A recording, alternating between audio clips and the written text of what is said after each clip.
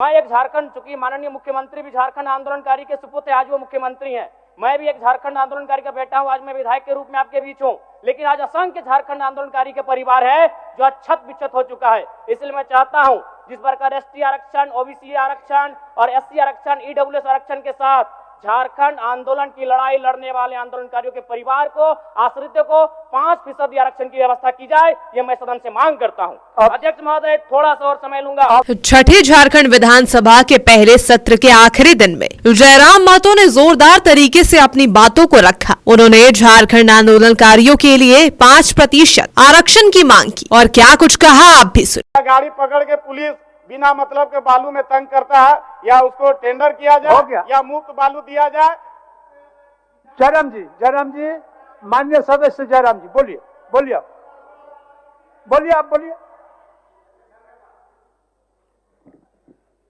धन्यवाद अध्यक्ष महोदय।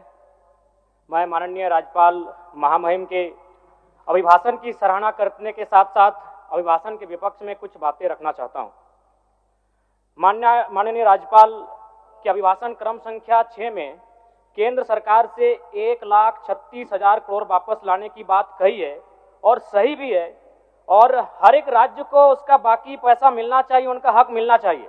लेकिन अध्यक्ष महोदय, मैं आपके माध्यम से सरकार से पूछना चाहता हूं कि राज्य के सभी बैंकों ने मिलकर 2019 से 2024 तक 5,55,018 करोड़ रुपए दूसरे राज्यों को भुगतान करने का कार्य किया है।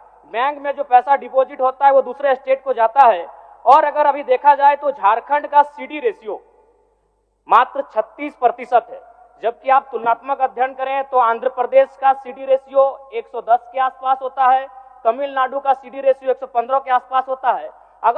और सबसे महत्वपूर्ण बात कि बैंकर समिति के अध्यक्ष माननीय मुख्यमंत्री होते हैं।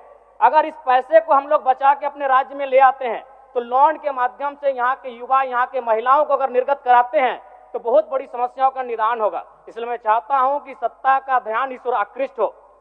मैं आगे अध्यक्ष महोदय, राज्यपाल महोदय ने अपने अभिभाषण में शहीदों का जिक्र किया, शहीदों के विचारों को आत्मसात करने का जिक्र किया, लेकिन मैं कहना चाहता हूं कि शहीदों के उन्हें माला चढ़ाना, उनके विचारों को आत्मसात करने से कहीं ज्यादा जरूरी है शहीदों को सम्मान देना।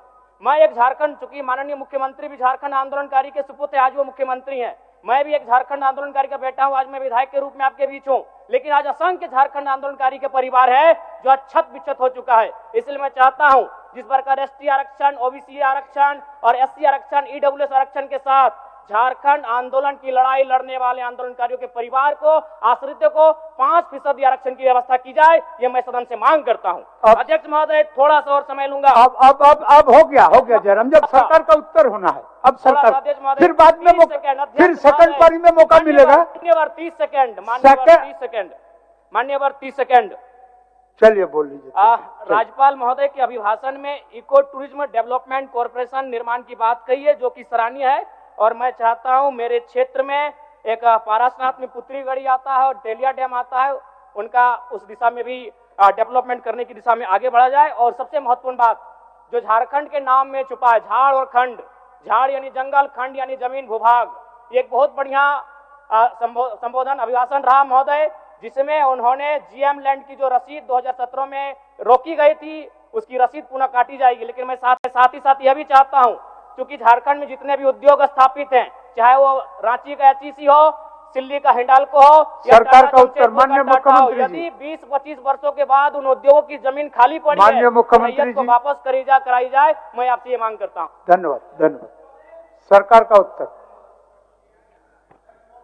सेकंड हाफ में आपको दे देंगे। रांची से अंतिवारी के साथ कोयलांचल लाइव डेस्क।